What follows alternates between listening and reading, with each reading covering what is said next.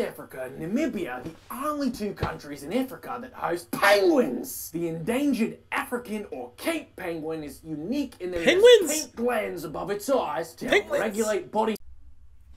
What's going on, everybody? Thanks for having me. And today, today I'm doing a reaction to geography now, South African edition. You know what I'm saying? Some in the comments told me to react to that, so I'm gonna react to that. You know what I'm saying? So make sure you like, comment, subscribe. The video was long, so let's get straight to it. Okay, let's see if I got this.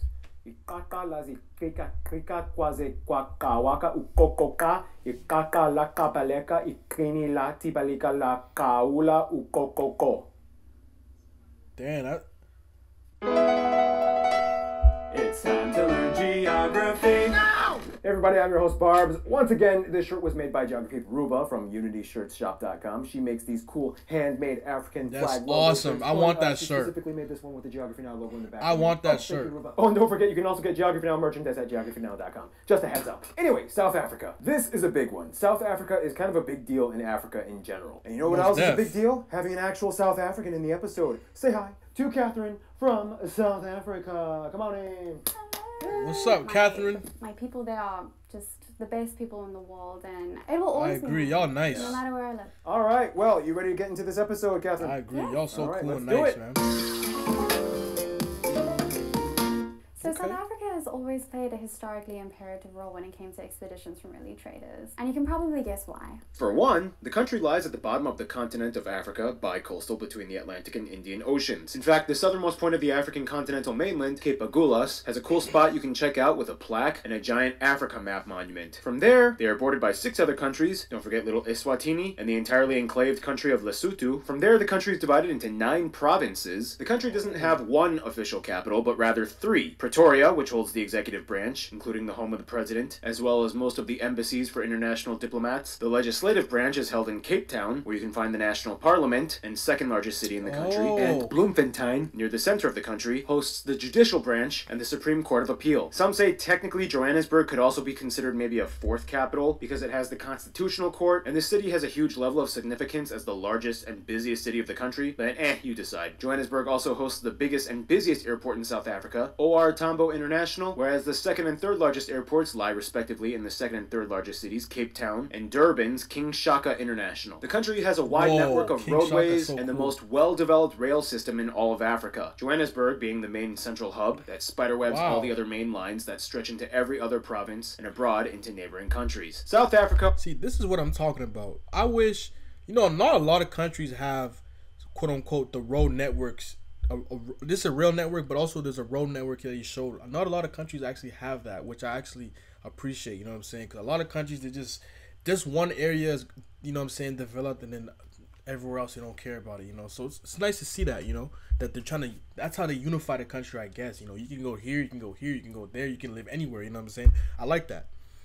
Lines that stretch into every other province and abroad into neighboring countries. South Africa also boasts incredible seafaring infrastructure, with the 2nd busiest container port in all of Africa, after Port Said in Egypt. The port of Durban, which provides 60% of all South Africa's shipping revenue. Finally, South Africa's island or insular region are mostly confined to small patches along the coasts, like the Port Elizabeth Bay or Robben Island, just north of Cape Town, famous for being the spot where Nelson Mandela was imprisoned. However, if we include the entire domain belonging to South Africa, then Prince Edward and Marion Island, which belong to the Western Cape Province, are the actual southernmost points of the African continent. These islands are mostly uninhabited, with the exception of a meteorological station and bunkers for scientists. Yeah, and the southernmost point on Marion Island, it's called Cape Hooker, literally. It is. So, okay, you're probably wondering, why isn't Lesotho part of South Africa? You know, why? Yeah, why not? Long story short, it was kind of like... UK! Okay, if you help me kick his ass, I'll be one of your protectorates. You got a deal. I got him. Woo! Hey, your king died, and we want to make you a part of the Cape Colony. Oh, no, I'll just stick with Protectorate. Well, we don't like that. Okay, well, I guess that means we'll spend the next 14 years resisting and giving you a headache. Deal. We give up. We'll give you guys self-rule as a separate crown colony. You guys suck, but whatever. It's better than being part of the Cape Colony. South Africa is now going to become its own country, and we want you to be in it. Oh, hell no. Oh, come on. We're going to have very tense, racially divisive apartheid policies that will disenfranchise your people. Okay, how do you see that as conducive to the benefit of my people? Oh, yeah.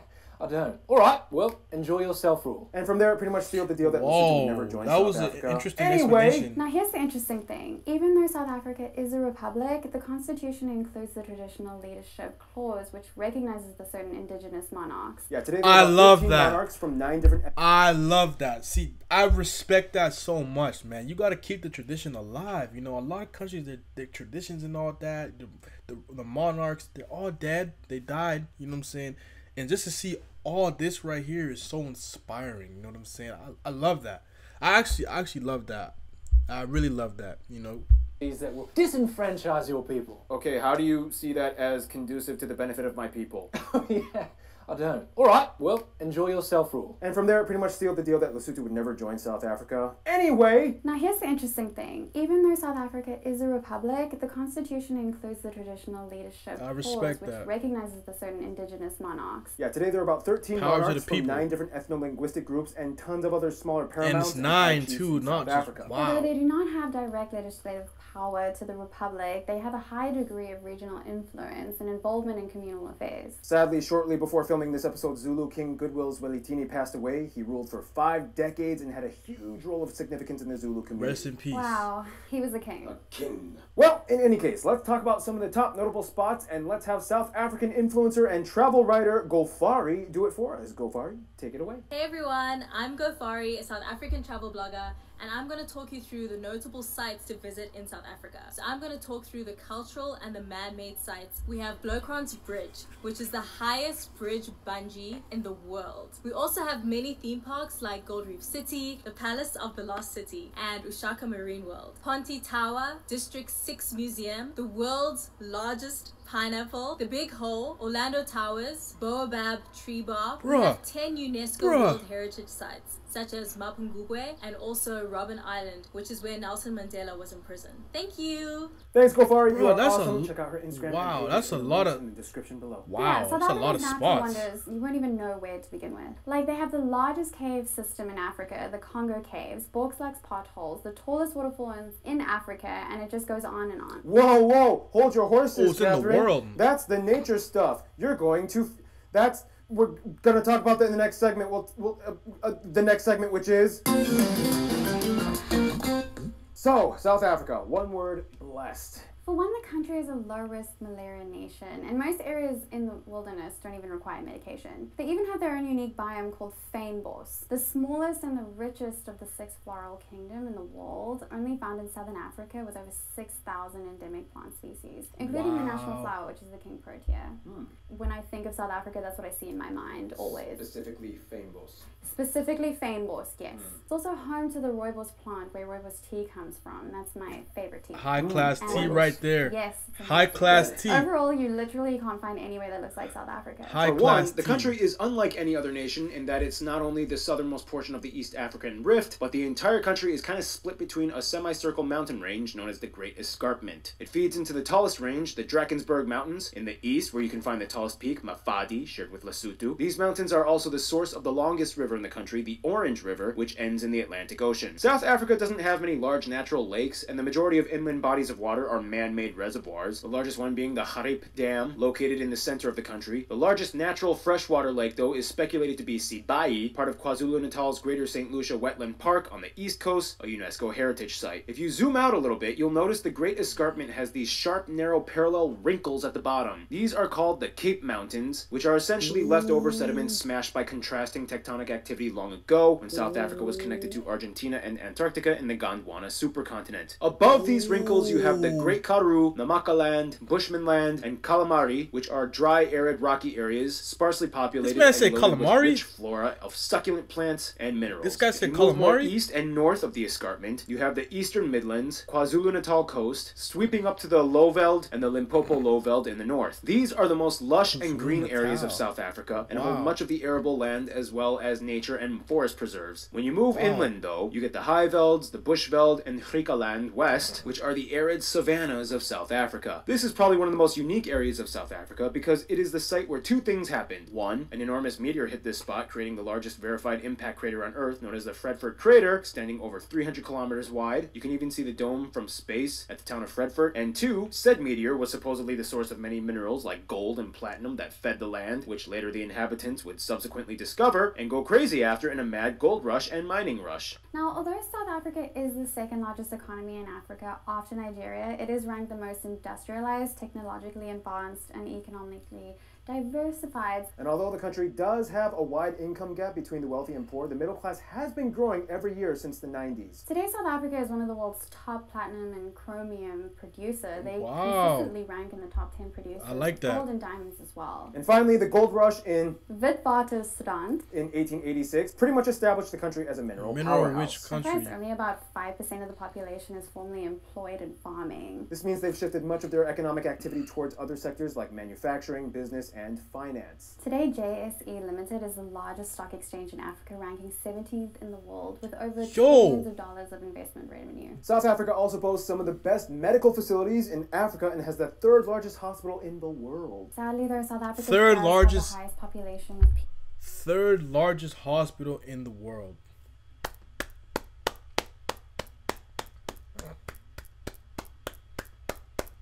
I applaud.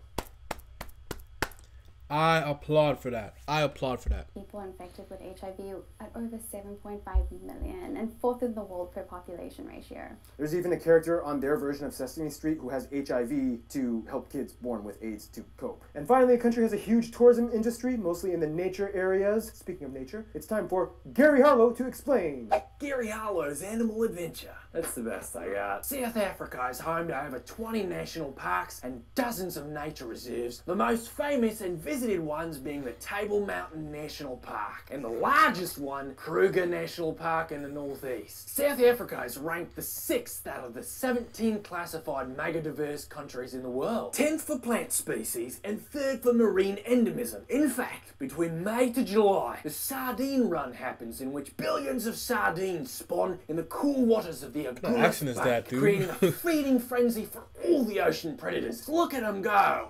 Chomping. Whoa. Jaws. And there's over 850 bird species, including the national bird, the blue crane. But more interesting, South Africa and Namibia are the only two countries in Africa that host penguins. The endangered African or Cape penguin is unique in that it has pink glands above its eyes to help regulate body temperature, since South Africa is generally much warmer than the typical habitat for penguins like, Antarctica. There's nearly 300 mammal species inhabiting the wilderness, including the national animal, the springbok. There's even an entire national park dedicated to elephants in the south. So and finally, cute, man. South Africa is not only home to many animals, but also extinct animal fossils. The That Karoo dinosaur? region has more dinosaur fossil sites than any other place in the country, and numerous dinos have been excavated. And speaking of dinos, I got a philosopher. Wrap this up. Thank you, Gary. And speaking of raps, it's time to end off the segment as we always do. Whoa, what's going on? Oh.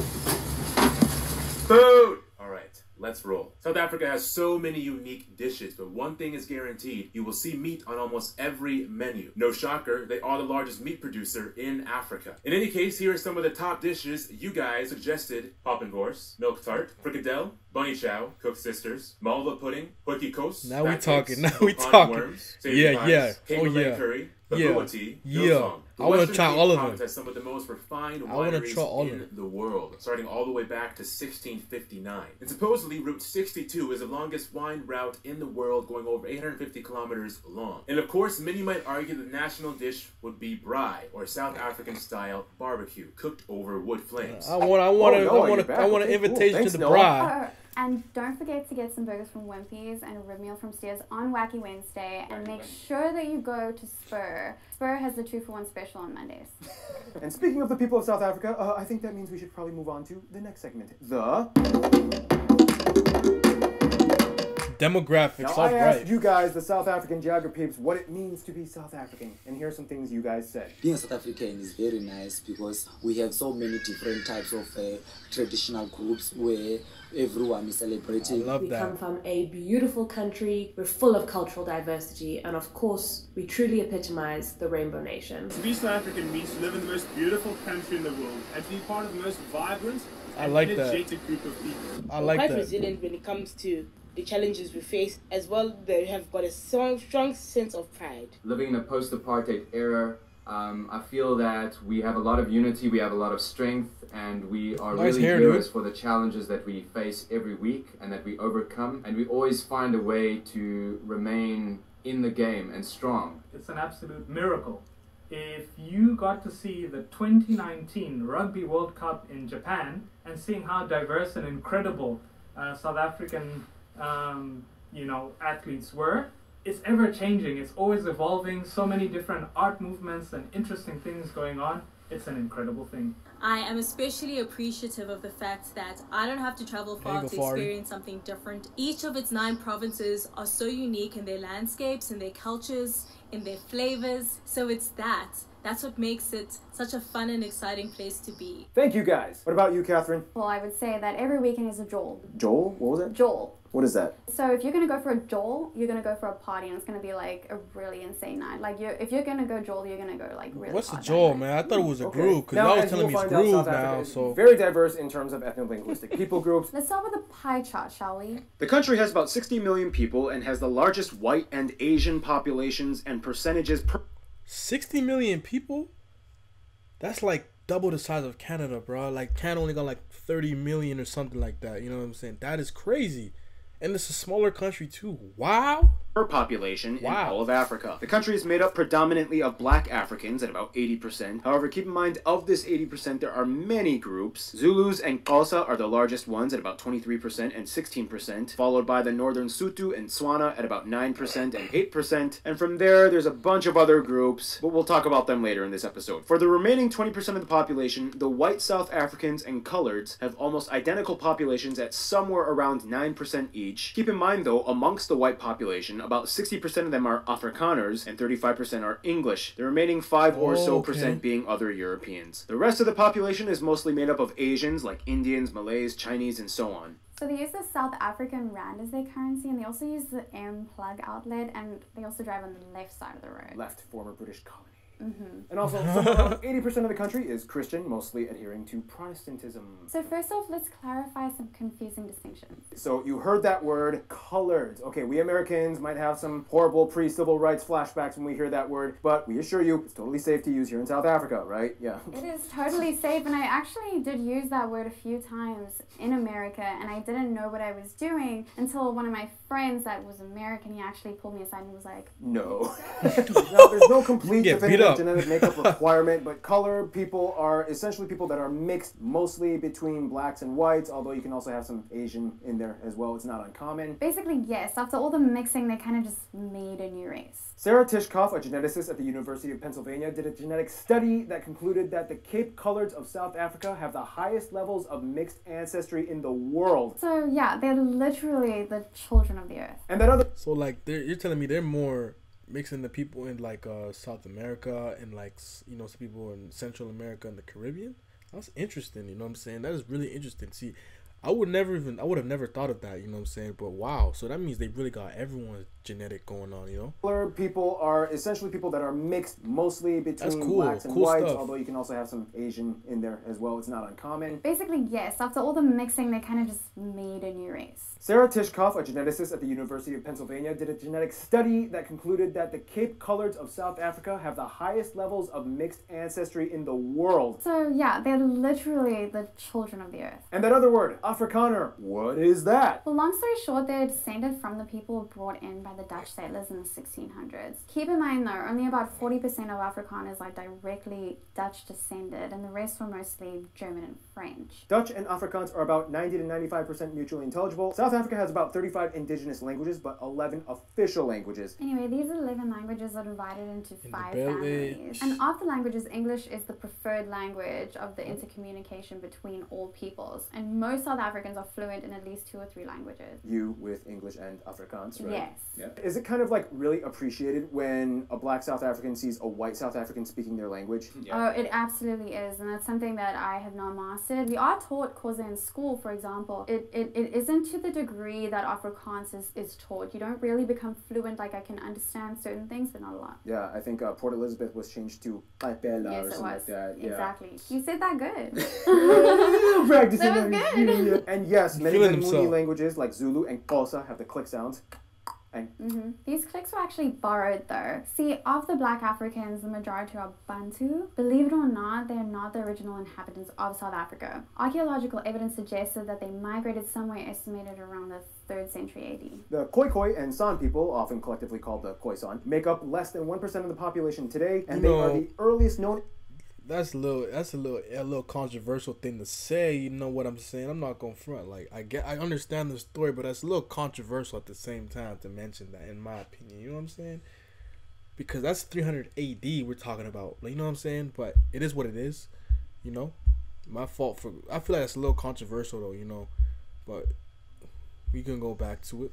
That Afrikaans is taught. You don't really become fluent, like I can understand certain things, but not a lot. Yeah, I think Port Elizabeth was changed to Paipela or something like that. Yeah. Exactly. You said that good. Practicing that was good. And yes, many of the Nguni languages like Zulu and Xhosa have the click sounds.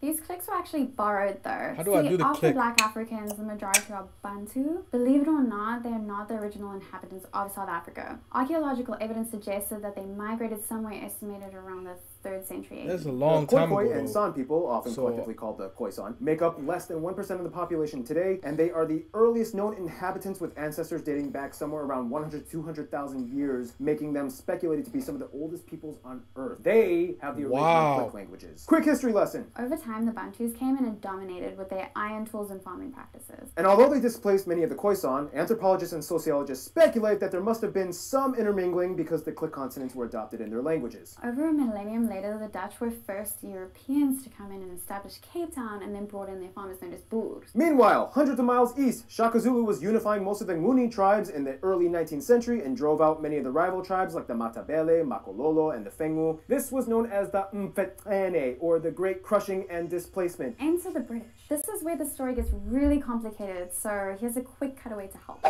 I'm taking Cape Town while the Netherlands has problems in Europe. Well, I'm just gonna go run away then and make my own republics in the north. Get out! You're not even from this continent! Make me. Oh, I'll make you! Hey! Bollocks! There's like a ton of gold and diamonds in your new republic areas. Move over! Hell no!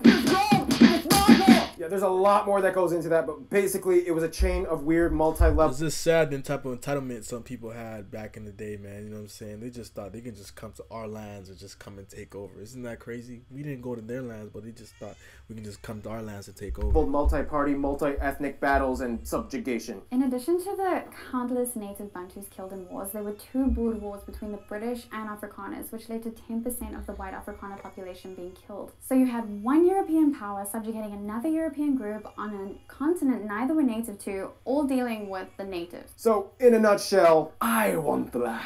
I was here centuries before you. I was here over a millennium before you. Seriously, are we really doing this? In any case, after the country gained independence in 1910 as a union and fully sovereign in 1931, it underwent a controversial period of apartheid, or aparthood, in 1948 all the way up to 1994. This system essentially divided peoples by racial lines and put strict laws that were obviously racist and not like, you know, equivalent to, you know, certain extreme factions of microaggression culture that blames pretty much everything on racism. I mean, like, literally, it was actually written written, approved, and enacted in legal policy segregation. Under the homeland system, most of the black population was concentrated in the ethnostates called Bantustans, where only 13% of the land was reserved for the majority of the black populace to have property in. Rules and services were different for colored people as well, and the Asian minorities. It was very complicated and often arbitrarily drawn. Some of the colored people were allowed in parliament in the 70s and some weren't. Some minorities were labeled in the same group as coloreds, while some, like the Lebanese, Taiwanese, Koreans, Japanese, they all shared actually the same classification level for whites. It was confusing and weird, yeah.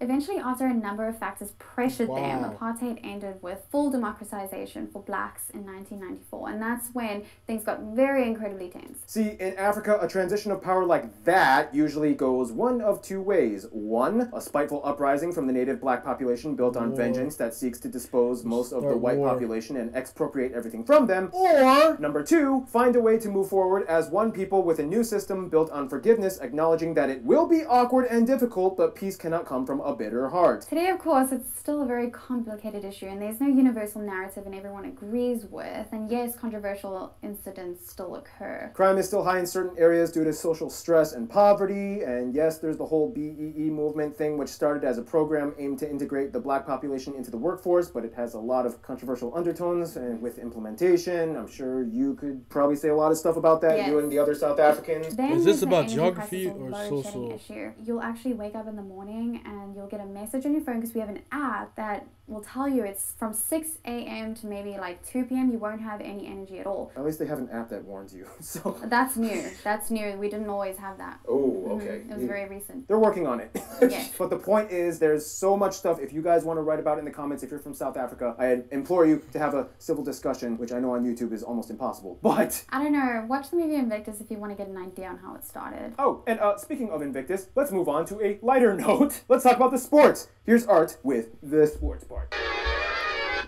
Hey guys, it's me and Tarchin. We're back. All right, I gotta put Tarchin down so we can start. Specifically rugby. Their national team, the Springboks, have won the World Cup 3 times, tied with New Zealand. In fact, South Africa is one of only 2 countries that has hosted the soccer, rugby, and cricket World Cups. In fact, they are actually the only African country to host the Soccer World Cup so far. Fun fact, South Africans are actually one of the only countries that, like us Americans, also call football soccer. Cheers to you guys. Soccer! Makes no sense, but we're together in our rock. I will fit in. I will fit in. With my European friends, I always say, it's football. It's football. It's not soccer. It's football. It's football. It's not soccer. It's football. I will fit in because I say soccer, and I will never stop saying soccer because it is soccer, man. It's not football. Football is American football. Yes. Thank you. Oh, it's not football. Not football. Football is football. No, it's soccer. Otherwise, cricket is probably the 3rd most popular sport, and their national team, the Proteas, usually ranks in the world's top 10 best teams. Otherwise, at the Olympics, they've done pretty well in the swimming and athletics department, racking up 26 gold medals so far. Gold is better than silver. They've also been tennis powerhouses as well. Johan Kriek won 2 Australian Grand Slam titles in the 80s. Awesome, That's a big deal. Man. In certain areas, you might find a touch of Dutch with things like korfball. Also originating in South Africa is ringball, which is basically another variation of korfball. What's korfball? I never heard of korfball. Is a traditional Afrikaner sport similar to horseshoes, in which you have to knock over a peg on the ground from a distance. And many of the native peoples have their own style of martial arts. The most renowned probably being the Nuni stick fighting, or Donga, performed mostly by the Zulu or the Alt. I can't do it. That was horrible. Ulsa people. That was better, yeah. Okay, and that's it for me. I'm gonna get the out of here. I'll see ya. Thank you, Corny, dude. Tomatoes. South Africa is also really well known for its surfing. And if you ever just want to watch a competition and have a great joel, you can go to J-Bay. Yes, exactly. That's what would happen. So, as we mentioned, South Africa has a huge diversity of ethno-linguistic people groups. We already made a video explaining about some of them, but let's just quickly cover the main ones. First, you have the Nguni group. This group includes the cousins Zulus, Xhosas, and the Ndebele peoples. Zulus are probably the most well-known worldwide. You may have seen images of their traditional animal skin warrior attire or weaponry and dance dance ceremonies for the men. Women often wear those wide, conical isicholo hats on special occasions. For the Xhosa, they are kind of like the pacifist siblings of the Zulus. Their traditional garbs have those black and white patterns with beads and red ochre dyed blanket coverings. Ndebele are like the artists, known for their colorful patterns, beautiful, the symbols beautiful, of each family. beautiful. And they are also the bead experts, and they'll flaunt heavy beaded neck and leg ornaments on special occasions. Finally, the Swazi people are basically cousins to the people of the Eswatini, known for honoring their kings with mklanga or reed dance. Then we have the Sotho group, made up of the Sotho, the Tswana, and the Sepedi peoples. They're all relatives to the people of Lesotho and Botswana, and many of them are mountain people. You can see lots of them riding horses and wearing makoroko hats. So cool, man. I love the I love the art. So the Tswana cool. people have 8 major clans, and they love the color blue, especially with the Letishi cloth. The Songa are known for their many initiation rituals and electric dance style, or Songa disco. The Venda people are some of the most isolated groups in the north, famous for their natural medicines, and the Masangwe, or bare knuckle fist fight sport, which people use to kind of like monitor and solve disputes. Now for non-Africans, we already explained about the white South Africans. The Afrikaners and the English are unique in the way that they kind of developed their own breakaway Africanized culture from the European ancestors. What are you, by the way? I'm English. Oh, okay. I am an English through and through. The colored community has always kind of had a unique status as the somewhat marginalized but not as marginalized group. They've always kind of had to figure out who they were since they technically didn't fully belong anywhere.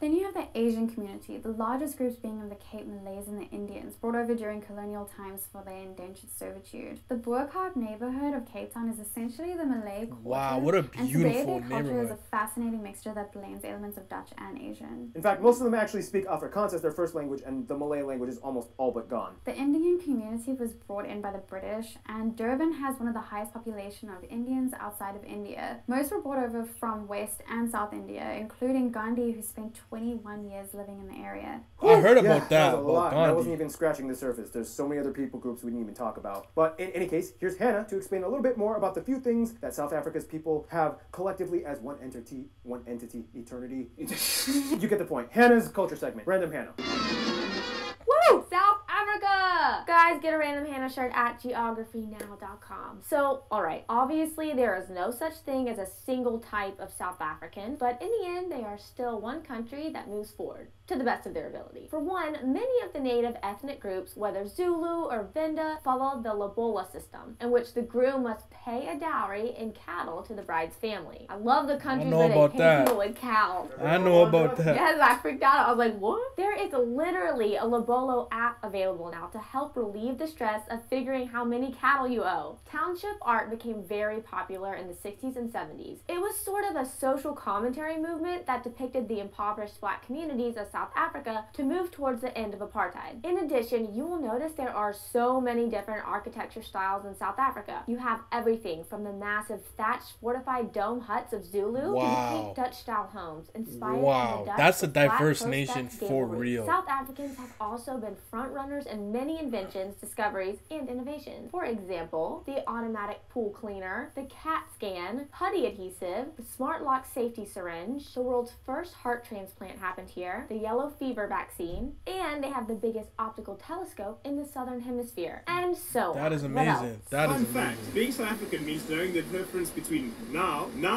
and just now. Ah yes, thank you Jay. South Africa has also been the location shot of many feature films and TV shows. Everything from the debuting film The Gods Must Be Crazy, Academy Award winner Sotsi, which I actually watched last night. Amazing movies. Academy Award nominated District 9 and Chappie. And of course, Mandela Long Walk to Freedom. What's your takeaway from South African cinema? There's some amazing comedy, which I feel like people don't talk about that much. I've been watching a lot of Leon Schuster movies. Yeah. And finally, the one thing that unifies all South Africans is Heritage Day, in which people are encouraged to wear their traditional costumes and express their background, and everyone joins in a braai together, no matter who you are. Usually, the festivals include an abundance of music. So to expound more on that, here's Keith. Blah, blah, blah. Canada Wait, was Keith like isn't that sometimes, here. How's he man. gonna We don't be in got this nothing video? to unify us, man. We just in our own box over here. Hannah, I'm in Florida. And guess what? You can't cancel me. Anyways, South Africa, they have so much going on. Even their national anthem is sung in 5 different languages. Basically, from the Diverse beginning, traditional nation. vocals were used For along real. with the marimba, the uhadi, the kora, and other assorted hand drums and harps. The first style of music to really take over the world, probably Marabi. Now, Marabi started out in the slums of Johannesburg, and Marabi is a style of music that is basically underground swing jazz. From there, world-renowned artists such as Soweto Gospel Choir and Lady Smith Black Mombazo have put South Africa on the map. Every South African will definitely know Johnny Clegg, the white Zulu who wrote songs in Zulu to criticize apartheid. Today, South Africa is known predominantly for its popularity in house music, and more specifically for the subgenres of Guam, and traditional vocals were used, along with the marimba, the uhadi, the kora, and other assorted hand drums and harps. The first style of music to put Africa on the map. Every South African will definitely know Johnny Clegg, the white Zulu who I saw some artists that were not South African. You guys gotta do your. You guys gotta do your. You see this? I saw some artists that this is Aya Nakamura right here, man. So you guys gotta do more research, man. You can't be. That's Aya Nakamura. She's from France, first of all. Come on, you gotta represent well. I mean, you did a good job on the video, but you gotta represent well. Come on, she don't even make house music. Known predominantly for its popularity in house music, and more specifically for the subgenres of so this is kind of recent. I'm a piano. You guys told us to definitely mention those styles of music. Some other South African artists that you may be familiar with are Diane Wood for their crazy hip-hop, South African-y, I think I heard about them. Style of music. You guys might know Synth Peter, who I think has one of the greatest songs ever written. It's called Doof Doof. You should all go jam to Doof Doof. Yeah, that's it for me. Hope you guys had a good one, and back to you, Paul. Thank you, Keith. All right, so this is the part where we talk about some of the famous people of South Africa, and here's South African geography Kolo to explain. South Africa is as talented as it is diverse. A few notable South Africans that you geography peeps might be familiar with include Charlize Theron, John Carney, Trevor Noah, Sholto Copley, Gugu Mbatha Raw, Demi Lee Peters, Zozibenzi Tunzi, and last but not least, business magnate Elon Musk. All There are a number right. of South Africans who have excelled in different fields across the decades. These are but just a few South Africans that you geography peeps might be familiar with. Thank you, Kolo. All right, and with that, we got to move on to the next segment. This video's getting kind of long. Catherine, you ready? Yeah. All right, let's talk about the Friends of South Africa. Alright, so South Africa and their clique, who's in and who's close? Well, it really depends on where you want to start on the globe, but put in a nutshell. As a member of the Commonwealth of Nations, of course, South Africa has always had many ties to their Anglophone counterparts. New Zealand and Australia are kind of like the Southern Hemisphere trio that dominate the Tropic of Capricorn. These three have been trading and assisting each other for centuries and have friendly competitions. There was a bit of tension in the past, though, since many white South Africans choose to move to these countries in fear of policies they think might target them in South Africa. It got to the point where an Australian cabinet member even referred to them as refugees, which caused some backlash. But apart from that, overall, these three get along great. South Africa is also a member of the BRICS nations, the Association of Emerging Economies, being Brazil, Russia, India, China, and South Africa. Together, these five have about a quarter of the world's land and about 40% of the world's population. They maintain a non-interference policy with mutual benefit plans. As a former British and Dutch colony, obviously the UK and Netherlands have cordial ties. Many South Africans visit or live in these countries. Interestingly, though, despite a heavy usage of the Afrikaans language, South Africa has rejected all offers to join the Dutch Language Union, and today stands in special partner status along with Indonesia. If you ask who South Africa's best friends are, though, you'd probably have to head a little closer home. Today, despite being fully independent sovereign nations, South Africans usually don't even see Lesotho or Eswatini as separate countries. South Africa even has more Sotho and Swazi people than the entire population of each country. Same goes for the Tswana people of Botswana. So they get these countries. In addition, Zimbabwe, Mozambique, and Namibia are also in the core group. They share a lot of the same ethnic groups like the Shona, Tsonga, and Khoisan. Granted, yes, there was a little bit of tension with Zimbabwe when they called for economic sanctions against South Africa during apartheid, and South Africa was pissed that Zimbabwe was hosting guerrilla rebels. They didn't really like Zimbabwe's expropriation laws that kind of kicked out almost their entire white population, but nonetheless, they have good relations. As for Namibia, they actually were a part of South Africa until gaining independence in 1990, so there's a significant historical tie. Today, a huge portion of Namibia's economy is tied with South Africa. They even accept the South African rand as legal tender, and overall, they just really like each other when they meet up. In conclusion, I think you should take it away, Catherine. I'm out. So South Africa, I feel, is super unique in the way that we connect with one another. The words that we use, the lingo, just everything is very different to anything I've ever experienced in another country. I feel like South Africa is just like Fynbos in the way that it's not seen anywhere else in the world. I like that. It's like Fynbos, nowhere else on earth. And stay tuned, Spain is coming up next. Alright, and there we have it. That's probably one of the longest videos I done reacted to ever. And I'm not gonna lie, I was actually intrigued, and I'm actually happy I reacted to it, you know what I'm saying? Because I actually learned a lot, you know what I'm saying? So, you know, it was cool, you know what I'm saying? So make sure you like, comment, share, subscribe to the new channel. I'm not gonna front, this is probably one of the most diverse, I think this is probably the most diverse country in the world, bruh. Like, when I mean diversity, I'm not talking about like having a country that has different people. I mean like diversity of having a bunch of different people, but they're all coming together as one. You know, that's what I noticed. It's like, it seems like a lot of different people coming together as one. So I say it's the, in my opinion, truthfully speaking, I think it's the most diverse nation on earth. You know what I'm saying? Where just a bunch of people coming together as one, with different cultures, different variations. You know, because some other countries you can say, yeah, they're diverse, but it's like you go to the next state or the next province, it's like the same thing. You know what I mean? You go to the next, you know what I'm saying? It's the same thing. So this one right here just feels actually like this totally cultural difference. And I like that, you know what I'm saying? So yeah, you know what I'm saying? I really like this, man. I thank you for telling me to react to this, man. It was really cool, you know what I'm saying?